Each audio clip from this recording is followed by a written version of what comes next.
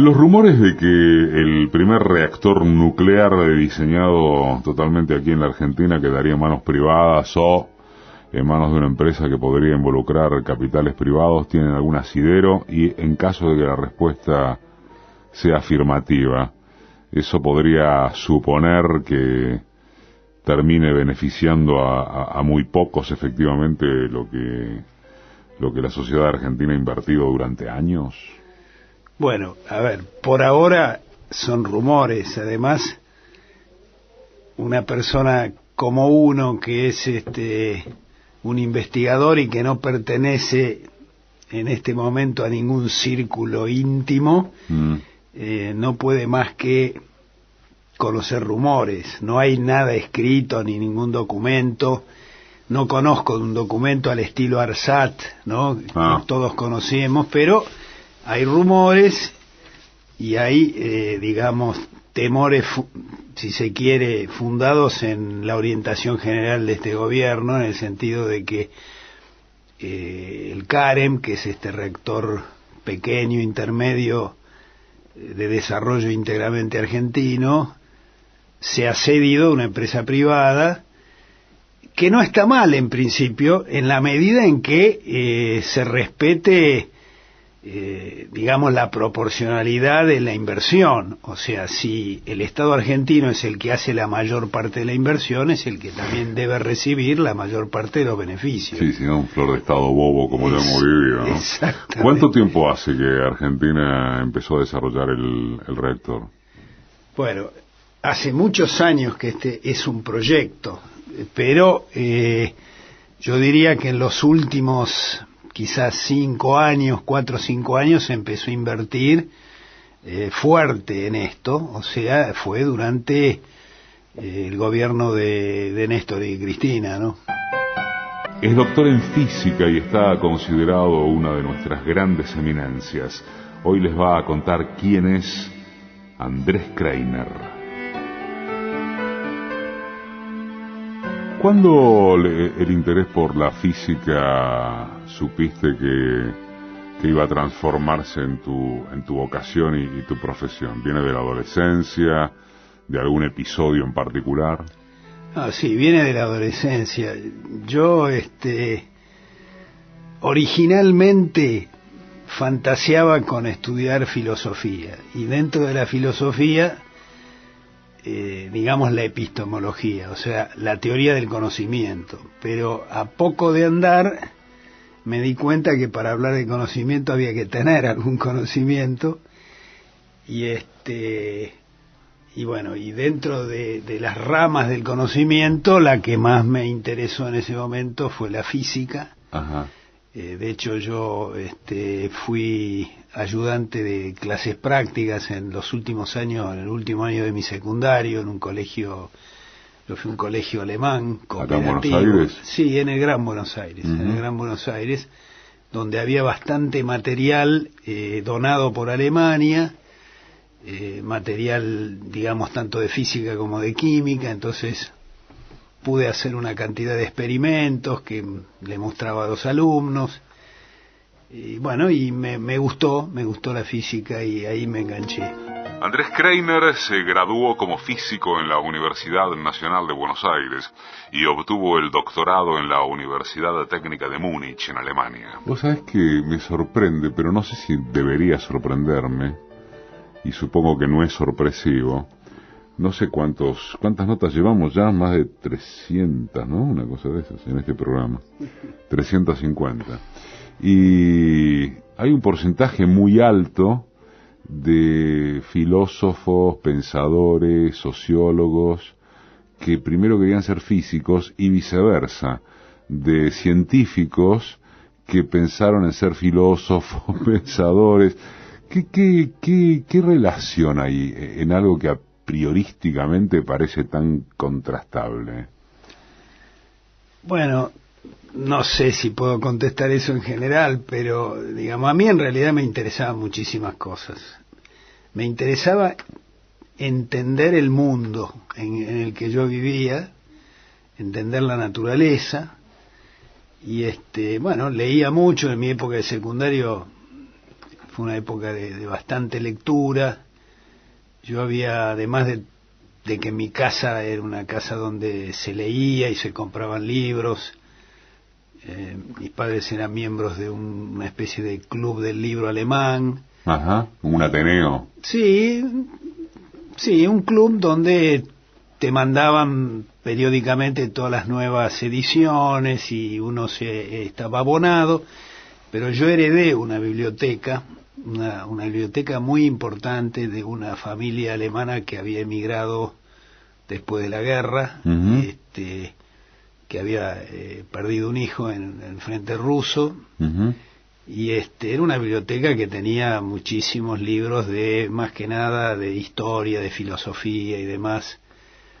Y bueno, también estudié cosas de matemáticas por mi cuenta, de física, y bueno, y así llegué, digamos, en cierta manera al conocimiento, pero como te digo, concluí que hablar, por ejemplo, de relatividad o hablar de mecánica cuántica sin saber exactamente de qué se trata es muy difícil. Me interesa en particular preguntarte por, no tanto tu laburo, después supongo que surgirá eso en la Comisión Nacional de Energía Atómica, sino o a propósito de eso, la polémica que todavía hay acerca de la energía nuclear, porque aparentemente o sin la duda, cada vez que se menciona lo nuclear aparece el peligro de la manipulación, los riesgos, no tanto en el área por la que te destacás y que enseguida vamos a abordar, que es la física nuclear experimental. Me estoy refiriendo a lo atómico, a la idea de lo bélico, a la primera impresión que causa lo nuclear, ¿no? Los basureros nucleares. ¿Cómo se le contesta a eso? Bueno, digamos, evidentemente ahí mismo en lo que vos decís es como que se mezclan muchas cosas. Uh-huh. Se mezclan porque históricamente la física nuclear y sus aplicaciones a la tecnología nuclear nacieron y estuvieron muy imbricadas con lo bélico. Sí. Toda la historia del proyecto Manhattan, de la carta de Einstein a Roosevelt, uh-huh, para incentivarlo a que se desarrollara un arma nuclear porque pensaban que Hitler la estaba haciendo. Bueno, o sea, y después las bombas de Nagasaki y Hiroshima. O sea, lo nuclear nació muy vinculado a lo bélico, pero tiene un aspecto que es netamente pacífico, que tiene que ver tanto con la producción de energía como con aplicaciones médicas, por ejemplo, muchas otras aplicaciones de la energía nuclear. Y ahí, si hablamos de la aplicación de la energía nuclear a la producción de energía, bueno, hay que decir que sí, yo creo que hoy por hoy todavía la actividad nuclear o la generación nucleoeléctrica tiene un papel que jugar. Todos sabemos que hasta ahora todavía la producción energética a gran escala está basada en combustibles fósiles. Uh-huh. Eso tiene un grave problema, ¿no? Estamos con el riesgo de modificar el clima del planeta, y por otro lado son recursos que a la larga se van a agotar. Uh-huh. Mientras que lo nuclear obviamente tiene otros problemas, no tiene este problema. Tiene el problema de los residuos radioactivos. Pero ¿dónde tirás la basura? Claro, donde se almacena de manera segura lo que se llaman los residuos radioactivos. Pero eso tiene soluciones, como, digamos, no sé si decir todas, pero casi todas las cosas tienen soluciones. Hay dos tipos de soluciones. Uno es el almacenamiento en estructuras geológicas muy profundas y estables. Sería la solución del gato, digamos, ¿no? Enterrar la cosa de manera segura. Y hay otras soluciones mucho más sofisticadas que son la incineración nuclear. O sea, materiales radioactivos que viven muchísimos años, o sea, que decaen a lo largo de miles y algunos hasta cientos de miles de años, se pueden transmutar y convertir en sustancias que son mucho menos tóxicas, mucho menos, que tienen vidas medias muy pequeñas o estables. Esto también se puede hacer y es una de las soluciones que se está estudiando en Europa. Europa es una economía que tiene cientos de reactores y por ende tiene una cantidad de residuos radiactivos muy grande. Y por otro lado también hay que decir que la industria nuclear es una industria muy controlada. Hay un organismo internacional que controla esto, que es la Agencia Internacional de Energía Atómica, que depende de las Naciones Unidas, pero por supuesto todos sabemos que esto tampoco es absoluto. Ha habido algunos accidentes, algunos graves como Chernobyl, últimamente Fukushima, pero son cosas que se entienden porque han pasado y los estándares de seguridad han aumentado mucho y hoy en día los diseños son muy seguros. Digamos, no vamos a entrar en todos los detalles, pero es una industria, una actividad que yo creo que hoy por hoy tiene un rol que jugar. Estamos con vos, Rico, especialista en física nuclear experimental, trabaja en la Comisión Nacional de Energía Atómica y dirige el grupo de espectroscopía nuclear. Se llama Andrés Kreiner y está contando quién es. Recién aludías a cómo está cambiando el clima en el planeta. ¿Sos de los apocalípticos en ese sentido? Bueno, quizás es maximalista el término, pero ¿se te aparece el día después de mañana, digo, como probabilidad? Bueno, yo creo que, digamos, hay gente que discute todavía, pero me parece que hay evidencia dura de que efectivamente las emisiones, especialmente de anhídrido carbónico, están produciendo un cambio en el planeta, y si esto sigue así, si no se controla, la elevación de la temperatura va a generar el deshielo de grandes masas en la Antártida y también en el norte.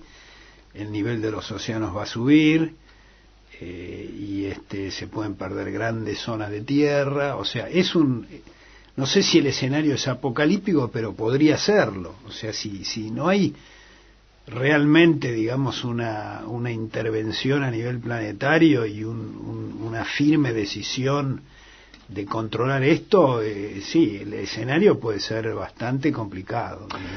¿Cuánto hace que trabajás con los aceleradores de partículas? ¿Eso está ligado al tema de... ¿se le llama cancerterapia? Sí, se llama cancerterapia, pero yo, digamos, trabajo con aceleradores de partículas desde siempre. O sea, yo entré a la Comisión de Energía Atómica en el año 74, después de haber hecho mi trabajo de tesis de licenciatura en la propia Comisión de Energía Atómica, con un acelerador que ya no existe más, que era un sincrociclotrón, que existía es una máquina circular, un acelerador circular que estaba en la sede central, en Libertador. Ajá. Ahí hice mi tesis de licenciatura con el doctor Mariscotti, un físico nuclear muy conocido, y desde siempre yo utilicé aceleradores, primero en una etapa relativamente larga para estudiar lo que podría llamarse física nuclear básica, y dentro de eso estructura nuclear, o sea, estudiar por medio de reacciones nucleares inducidas por partículas cargadas aceleradas, generar nuevos núcleos que no existen en la naturaleza y estudiar sus propiedades. Esto lo hice durante unos cuantos años. Desde que entraste en el 74. Desde que entré en el 74, y poco a poco, yo diría fines de la década del 80, Ajá, principios de la década del 90, empecé a interesarme por aplicaciones de técnicas nucleares a problemas concretos, pero específicamente técnicas nucleares basadas sobre aceleradores. Kreiner es profesor titular regular en la Facultad de Ciencias Exactas y Naturales de la UBA y también en la Universidad de San Martín, en la UNSAM. Fue director de la Escuela de Ciencia y Tecnología en la misma universidad y actualmente es investigador superior de la Comisión Nacional de Energía Atómica, donde estudia acerca de las nuevas formas de cancerterapia. Y también, claro, es investigador del CONICET. En una nota en página 12 que es del 2009 y que por lo tanto presumo te debe haber hecho Leonardo Moledo, calculo, es probable. La entrada de la nota dice: uno no pensaría que los aceleradores de partículas, se dice, fueran máquinas románticas. Me impresionó mucho la figura. ¿Un acelerador de partículas es una máquina romántica? Bueno, honestamente te confieso que no recuerdo haber dicho yo. Por eso dije, está en el copete de la nota. Lo presenta así. Leonardo posiblemente usó esa forma media poética, pero no, yo no diría que son máquinas románticas, digamos, son máquinas interesantes, digamos, más que románticas, ¿no? O sea, son máquinas que el hombre ha ideado con mucho ingenio para comunicarles una gran cantidad de energía a partículas atómicas o subatómicas, ¿no? Que se pueden utilizar para una gran variedad de aplicaciones, entre las cuales está la cancerterapia, o sea, formas de cancerterapia más avanzadas. Hoy en día, digamos, la forma más difundida quizás radioterapia es una palabra más difundida, es la aplicación de radiación a la cura de ciertas enfermedades y más que nada el cáncer. Hoy en día se usa radiación gamma, que también se produce con aceleradores. Antes se producía más con fuentes radioactivas, hoy en día se produce con aceleradores.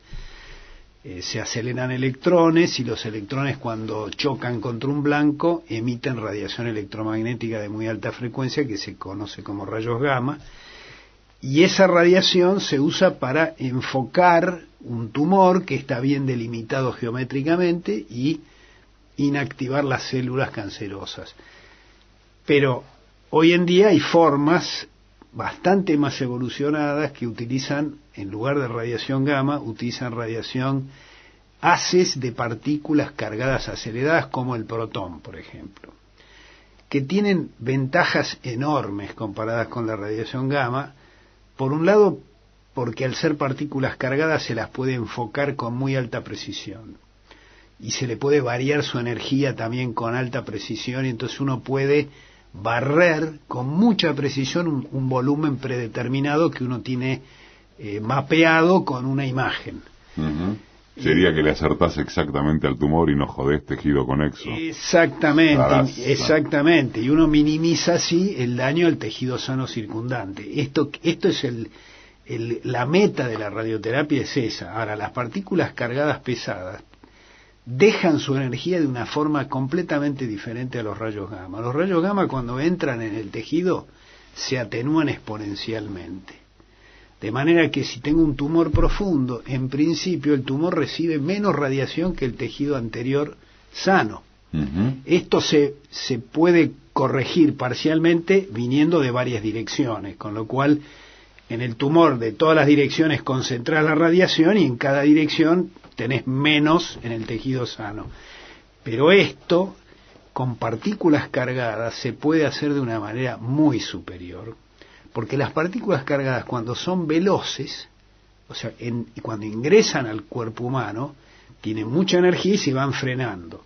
Cuando son muy rápidas dejan poca energía, y al final de su trayectoria dejan una gran cantidad de energía por unidad de camino recorrido, con lo cual de entrada ya el tumor recibe mucho más dosis que el tejido sano. ¿Japón es el país más avanzado del mundo en esto que contás, en radioterapia? Sí, es uno de los países más avanzados, pero en particular en una terapia que no es ninguna de las dos que mencioné, si bien hay también varios centros que utilizan haces de partículas cargadas como protones y carbono. Los carbonos tienen ciertas ventajas porque cuanto más pesado es el proyectil, mayor es la densidad de ionización y más grande es el daño que le produce una célula. Pero Los japoneses son los más avanzados en otra terapia, que es la terapia por captura neutrónica en boro, un nombre que suena estrambótico. Sí, estoy a punto de suicidarme. Pero no es nada demasiado complejo, y es en eso en lo que yo estoy trabajando ya hace muchos años, y nosotros estamos tratando de desarrollar, o hemos ya desarrollado por lo menos un prototipo. ¿Nosotros es la Argentina o es vos y tu equipo? Nosotros, sí, sería mi equipo en la Comisión de Energía Atómica. ¿Y están laburando en? Estamos laburando. ¿En eso que hacen los japoneses? Estamos laburando en desarrollar un acelerador capaz de producir neutrones a través de una reacción nuclear, ¿no? O sea, uno acelera una partícula, la hace chocar con un núcleo y de ahí sale un neutrón. Bueno, este neutrón, ¿cómo se utiliza en esta terapia por captura neutrónica? En boro. Una vez que tengo los neutrones, los hago incidir sobre un paciente. Pero un paciente que en este caso ya no tiene un tumor sólido, bien delimitado geométricamente, sino que tiene un tumor difuso y infiltrante, donde hay células cancerosas que infiltran tejido normal. Hay algunos adelantos, no sé si la palabra no es muy chica, pero confirmame un caso de esto que estás comentando, no sé si con esta técnica, pero a mí me impresionó mucho el tema de el caso de un reactor italiano en el que hace unos años explantaron el hígado de un paciente que tenía metástasis. Sí, efectivamente. Lo que se hizo en ese caso, primero al paciente porque esta es la segunda cosa que todavía no conté, al paciente hay que suministrarle una droga, una molécula que en su estructura tiene boro, y en particular boro 10, ¿no? Vos sabés que en la naturaleza hay elementos químicos caracterizados por su Z, su número de cargas eléctricas, pero hay varias variedades. Por ejemplo, hay un boro 10 y un boro 11 que difieren en el número de neutrones. El boro 10 tiene 5 protones y 5 neutrones. Bueno, y es al paciente hay que darle boro 10. Al paciente hay que darle boro 10, porque el boro 10 es un capturador neutrónico. Es una de las pocas sustancias que existen en la naturaleza, que es además inocua, que tiene una gran capacidad de capturar neutrones. Entonces, si yo logro selectivamente cargar el tumor con esa sustancia y luego irradio con estos neutrones, tengo una bala de plata con resolución celular, porque voy a matar solo las células que... Entonces, en esto los japoneses están muy avanzados. ¿Y los tanos que hicieron? ¿Sacaron un hígado? Los tanos que hicieron, le dieron a un paciente esa droga a través de una inyección, esa droga se concentró en el hígado, o mejor dicho, llegó a muchos lugares, pero en particular al hígado, las células cancerosas del hígado, que el hígado estaba completamente metastatizado, o sea, es un hígado que estaba un gran volumen, donde estaba lleno de pequeños microtumores o células dispersas, y eso es una situación completamente inoperable, porque vos no podés operar, ni siquiera se ven muchos de esos microtumores, entonces, pero absorben la droga selectivamente. Entonces después el tumor, el hígado se sacó, se explantó, se llevó a un reactor, se lo metió en una envoltura conveniente, se lo irradió con los neutrones y después se lo reimplantó. Y en 2 casos, que fueron los casos más sonados, nos hicieron muchos casos porque, bueno, entiendo que desde el punto de vista médico es un procedimiento muy complejo, pero fue muy exitoso. Estos 2 pacientes, uno de ellos vivió varios años con una calidad de vida excelente y murió de otra cosa, y otro paciente que también fue muy exitoso. O sea, fue una cosa muy, digamos, un éxito resonante, ¿no? ¿Y todo esto es costosísimo? No es demasiado costoso, no. Por ejemplo, a ver, todos estos tratamientos que se han hecho hasta ahora con esta terapia por captura neutrónica, se han hecho en reactores nucleares, que son instalaciones preexistentes, que se las utiliza parcialmente para estas cosas y para muchas otras. Entonces es una instalación preexistente donde se acondiciona una sala y donde se hace el tratamiento, y pero la solución que nosotros estamos proponiendo, que es la de un acelerador, tiene la ventaja que se puede instalar en un hospital. Un reactor nuclear no se puede instalar en el hospital porque es una máquina compleja desde el punto de vista radiológico, tiene un inventario permanente de radioactividad, pero un acelerador, cuando vos lo desenchufás, no produce más radiación, no hay radiación. Entonces uno puede instalar un acelerador, que es una máquina mucho más barata y mucho más sencilla. No digo que sea trivial, es un desafío importante, especialmente porque hacen falta corrientes muy altas para producir los flujos de neutrones que hacen falta para este tratamiento. Pero el costo de un acelerador de estos es comparable a los aceleradores de radioterapia que hoy en día existen, así que no es un costo desmesurado. Y, digamos, puede abordar tumores que son inabordables por otros métodos. No sé si considerás respondida la pregunta, en todo caso decímelo, ya que hablaste de laburo en la Comisión Nacional de Energía Atómica, vos y tu equipo, los tanos, los japoneses. ¿Argentina en qué estadio de este tipo de investigación está? Y está en la punta, está en el pelotón de punta. ¿Ah, sí? Sí. Hoy en día no existe todavía ningún acelerador construido específicamente para la terapia por captura neutrónica en boro que esté tratando pacientes. Hay varios países que están en carrera. Uno de ellos es Japón, posiblemente el que va a llegar antes, Israel, Italia, hay también un proyecto en Inglaterra, y estamos nosotros. Empezamos quizás un poco más tarde que algunos, antes que otros, y estamos bastante avanzados. Estamos en este momento construyendo la máquina definitiva y además un edificio apropiado para poder hacer este tratamiento eventualmente. Tenés que tener un edificio apropiado. Claro, cualquier centro de radioterapia necesita un edificio con un búnker, porque el lugar donde entra el haz de partícula y produce los neutrones es un búnker muy blindado, digamos, para que no salga radiación al exterior, ¿no? ¿Cabe en la imaginación pensar hasta dónde se puede llegar en términos de cura y no solo de paliativo de enfermedades como el cáncer, que no es la única seguramente?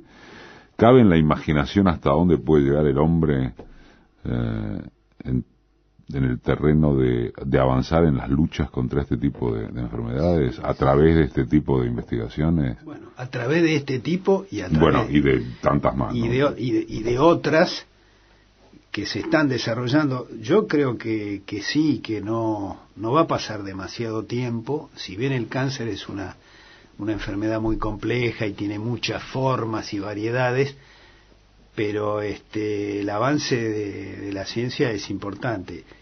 Y te digo algo más, y es que si los recursos, una ínfima proporción de recursos que se vuelcan para cosas que son absolutamente deleznables como armamento, se destinaran a la investigación en cáncer, las soluciones llegarían aún mucho más rápido. A nosotros nos costó muchos años convencer primero a las agencias financiadoras de que este proyecto valía la pena, y además nosotros arrancamos mediados de la década del 90 y presentamos un proyecto concreto hacia fines de la década del 90 y nos aprobaron en lo que era en ese momento la Secretaría de Ciencia y Técnica. Cayó el 2001. Un proyecto, y cayó en el 2001 y sonamos, se perdió, y recién en el 2007, 2008, en la comisión, digamos, yo pude convencer a las autoridades de que valía la pena invertir en el desarrollo de tecnología de aceleradores, porque la comisión tradicionalmente fue muy exitosa en desarrollar tecnología de reactores, pero aceleradores era más bien un usuario de aceleradores, ¿no? Ajá. Y nosotros empezamos y avanzamos. No digo que somos Gardel, ¿no? Pero realmente hemos logrado construir un prototipo de alta corriente que ahora estamos ampliando, y desarrollamos todos los sistemas, casi todos los sistemas auxiliares en la Argentina. O sea, la idea era un programa de desarrollo de aceleradores propio al estilo de lo que habían sido los proyectos de desarrollo de reactores. Andrés Kreiner trabajó como investigador y profesor invitado en los laboratorios nacionales de Brookhaven, Oak Ridge y Lawrence Berkeley de Estados Unidos, en el Instituto de Física Nuclear de Orsay de la Universidad de París-Sud, en el Centro de Investigaciones Nucleares de Estrasburgo, en Francia, y también en el Laboratorio Nacional de Legnaro, en el Instituto Nacional de Física Nuclear, en Italia. ¿Te da cuánto temor que un programa de investigación como este que estás mencionando pueda quedar afectado por lo que se aprecia como la reducción del apoyo estatal a los programas científicos? Porque, por ejemplo, salvo en el caso del reactor CAREM, ¿no? Sí, se llama. Y del RA-10, según he leído, que no sé qué es. Es un reactor experimental de producción de radioisótopos, que también bueno, se está construyendo en la comisión. Bueno, lo que tengo entendido es que, salvo en esos dos casos, el RA-10 y el CAREM, el presupuesto de todos los demás proyectos desde este gobierno se quedó en cero. Efectivamente, nosotros hacia principios del año, de este año, 2017, y esto tiene que ver con el presupuesto que se aprobó en el 2016, nos encontramos con que todos los proyectos de la comisión, excepto estos dos proyectos que mencionaste, habían sido puestos en cero. O sea, los presupuestos habían sido anulados. Afortunadamente, digamos, por el buen criterio de las autoridades de la CONEA, que tomaron conciencia de que había compromisos asumidos, porque estos proyectos no se generan de un día para el otro, y hay contratos firmados. Por ejemplo, el contrato para construir este laboratorio es un contrato que ya estaba firmado, y interrumpir un contrato de esa naturaleza tiene un costo alto que puede ser comparable a seguir con el proyecto, y es algo injustificable. Pero si vos me hablas de temor, yo te digo que sí tengo bastante temor de que, digamos, los recortes presupuestarios nos afecten. Y en particular, hace pocos días, el Poder Ejecutivo mandó el presupuesto 2018 y la CONEA aparece con un recorte enorme de su presupuesto. O sea, el presupuesto que, así como fue presentado, no digo que vaya a ser la última versión y la definitiva. No, porque además es el prepresupuesto, digamos, el bosquejo que tiene que ser además, analizando. Digamos, vamos a patalear todos, porque, digamos, concretamente es el 63% del presupuesto de este año, en pesos estoy hablando, ¿eh?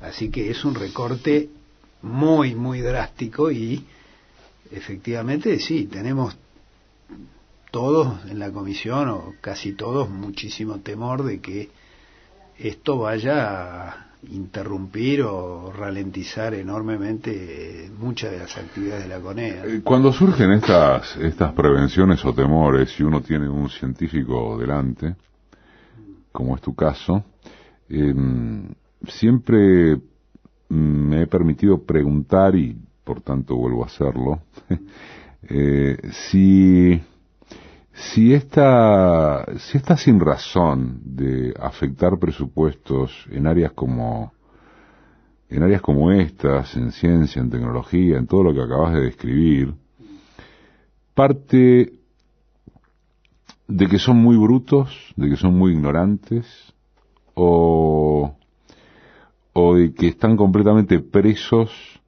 de un esquema político, de un modelo económico que no les deja lugar a imaginar otra cosa. ¿O las dos? Bueno, ¿O cuánto de una y de la otra? Creo que es una combinación de esos dos ingredientes, ¿no? Es una combinación, sin duda. El peso de cada coeficiente de esa combinación lineal, bueno, es otra cuestión. Eso ya es más pero, complicado, sí, está bien. Pero hay de los dos. Pero sí, yo creo que, por un lado, no hay una comprensión profunda y una convicción, que sí la tenemos mucha de la gente que trabajamos en ciencia y tecnología, de que sin inversión en ciencia y tecnología es imposible desarrollar un país. No hay convicción, decís. Eso yo no creo que en el gobierno, en algunos sectores del gobierno, no hay esa comprensión y esa convicción de que sin esa inversión no es posible desarrollarse, no es posible. O sea, hace poco yo publiqué un artículo en Página donde generé una curva en la cual se ordenan, digamos, todos los países. En el eje horizontal está el porcentaje del PBI invertido en ciencia y tecnología. Sí. Y en el eje vertical está el PBI per cápita, que es una medida de la riqueza de una nación. Sí. Bueno, los países se ordenan prácticamente sobre una línea recta. Allá arriba, ¿no?, están los países ricos, los países más desarrollados, Francia es un poco menos, pero Canadá, Estados Unidos, Israel invierte muchísimo en ciencia y tecnología, Australia, Alemania, bueno, los países más evolucionados del planeta invierten, digamos, del orden del 3% de su PBI y tienen un ingreso per cápita, no sé, de cosas que varían entre, ponerle $40.000 y $60.000, ¿no? Es decir, hay una relación estrecha entre cuánto invierten en ciencia totalmente, y cuál es el ingreso medio de la población. Totalmente. Es una correlación muy fuerte entre esas dos variables. La Argentina, digamos, invierte, o sea, la Argentina en la última década, no digo que duplicó, pero aumentó significativamente, desde 0.4 de su PBI lo llevó a 0.65 más o menos. Es un aumento importante porque justamente los gobiernos anteriores sí creo que entendieron cabalmente que la inversión en ciencia y tecnología es una de las palancas más importantes para lograr el desarrollo de un país. O sea, pensar que un país se puede desarrollar sin esta inversión es una fantasía y un autoengaño. Porque esto es una demostración empírica, si cabe la categoría epistemológica, ¿no? Porque uno mira todos los países, y excepto países como Qatar, que su ingreso deriva de que están sentados sobre un mar de petróleo, o de un país como Luxemburgo, que es un paraíso fiscal, los países que pueden llamarse países y que tienen que vivir de su trabajo y de lo que producen, están ordenados sobre esa curva, ¿no? Kreiner publicó más de 200 artículos en revistas especializadas nacionales e internacionales. Es primer premio en física en el concurso Artes y Ciencias. Es mención especial del premio Nogueira Morales para Ciencias Exactas, otorgado por la OEA. Es el premio Academia Nacional de Ciencias Exactas, Físicas y Naturales Enrique Gaviola. Es premio Bernardo Hussey, otorgado por Secretaría de Ciencia y Tecnología, y ganó el CONEX, entre otros tantísimos galardones. Hay una curva que yo estoy recordando también ahora, y es que más de una vez se ha sentado aquí algún científico e inevitablemente ha surgido que en la cabeza de tanto funcionario, de tanto liberal incluso, específicamente, hay el concepto de ¿para qué vas a invertir si lo podés comprar?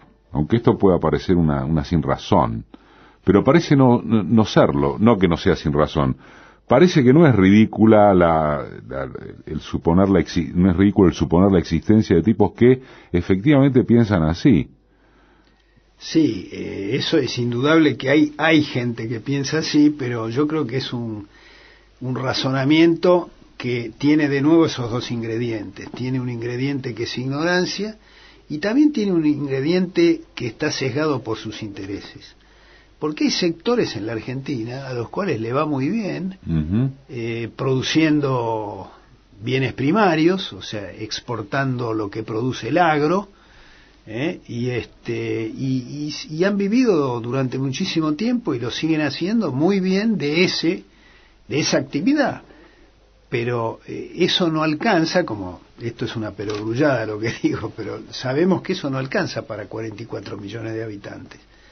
Entonces, la única forma, y esto es algo que no es un prejuicio ni una idea alocada, sino que esto es fruto de mirar los datos empíricos de todos los países del mundo, y además qué es lo que han hecho los países que en las últimas décadas se desarrollaron, como Corea, por ejemplo. Corea invirtió enormes recursos, o sea, un porcentaje importante de su PBI lo empezó a invertir y empezó a trepar en esa curva. Y hoy en día Corea es una sociedad que tiene un ingreso per cápita considerable. Es una política igual que lleva años, ¿no? Desde que se convirtió en tigre asiático. Es una política que lleva años, pero no tantos años, medido en términos de lo que ha sido, si vos querés, desde la revolución industrial para acá, digamos, ¿no? O sea, Corea empezó a invertir que después de la Segunda Guerra Mundial, no sé, década del 60. Década del 60, algo así, o sea, sí, es una cosa que vos no invertís hoy y mañana inmediatamente está, sino que además tiene que estar acompañada por muchas otras políticas de protección de la propia industria, porque acá eso, digamos, ha sido siempre una mala palabra, pero es absurdo, porque todos los países que llegaron a ser muy desarrollados, uno de los ejemplos arquetípicos es Japón. Japón durante muchísimo tiempo tenía un proteccionismo brutal, digamos, protegió su industria y así es como logró llegar a ser competitiva. Entonces hay que proteger la industria, hay que educar a la población, invertir en ciencia y tecnología, buscar nichos, o sea, hay que tener una serie de políticas activas que acompañen a esa inversión. Cuando pensás en el tiempo y cómo lo distribuís, quizá no está bien dicho cuando pensás, sino cuando decidís cómo distribuís tu tiempo, ¿cuánto incide el estar pensando en física y cuánto en otras tantas cosas que pueden tener que ver con la diversión, con hobbies, o la física ocupa el espacio central de tu vida? Sí, sin duda que durante muchísimos años la física y luego también en los últimos años la tecnología, o sea, el desarrollo de tecnología ocuparon y ocupan la parte central de mi vida. Eso no significa que... Sí, que sos un zombie, ¿no? Está claro. Bueno, bueno, hay la idea de que mucho científico sí, pero... es la vieja idea de la rata de laboratorio, ¿no? Sí, pero esa idea no es del todo cierta, digamos. Así me han dicho todos por aquí, es decir, que son bastante jodones. Sí, además que muchos de nosotros nos interesamos por nuestro país y nos interesamos por los problemas de nuestro país. Supongo, no sé si vos sabrás que después de que Macri ganó las elecciones, bueno, ya un poco antes la comunidad científica se movilizó mucho porque nos la veíamos venir.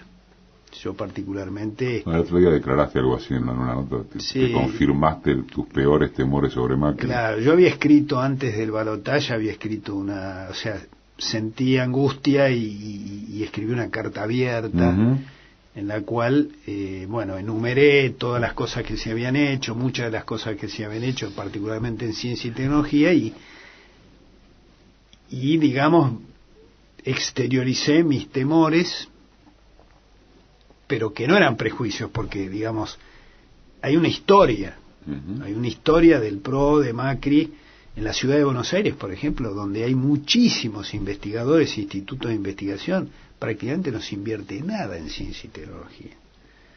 Durante muchísimos años, en los años donde Macri fue jefe de gobierno, no se invirtió prácticamente nada en ciencia y tecnología. Además, declaraciones como que... Además, la ciudad más rica del país, ¿no? Exactamente, la ciudad más rica con la mayor cantidad de recursos, y manifestaciones como que el ARSAT era totalmente un lavarropa que tiraban al espacio y un gasto totalmente superfluo y todo demás.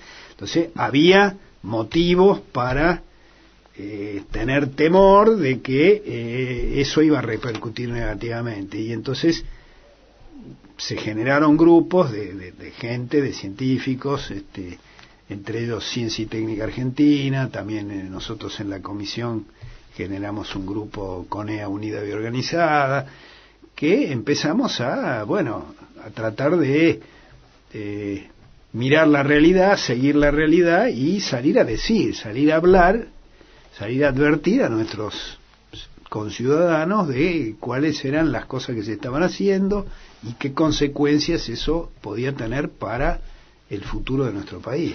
Decime quién sos vos, Andrés. Bueno, yo soy un protón seguro que no, pero después de lo que soy una colección de una colección de protones. Una cuanta protones. Mira, yo soy una persona que ama su profesión, que quiere, digamos, que quiere a la ciencia, que hizo, digamos, del leitmotiv de su vida, tratar de entender, como te decía al principio de todo, tratar de entender el mundo en que uno vive, y la única herramienta, digamos, que el ser humano supo construir a lo largo de milenios y a partir del Renacimiento en particular, es la ciencia, que es una suma de lógica y de experimentación versus digamos la etapa mítica del ser humano, ¿no? Entonces, ahora, lamentablemente hoy en día todavía este pensamiento mítico prolifera, y hemos visto gurúes que vienen acá a explicar cosas. Bueno, pero vos me dijiste quién soy yo. Soy un tipo que, digamos, ha hecho de estudiar y de conocer, ha hecho lo más importante de su vida, sin obviamente descuidar otros aspectos, que yo tengo familia también, y por otro lado soy una persona que quiere que su país se desarrolle, que este país sea un país mejor, y eso significa un país más desarrollado, más justo, más inclusivo. No quiero que haya esas grandes diferencias que hay y que son la fuente de muchísimos males, ¿no? Andrés Kramer.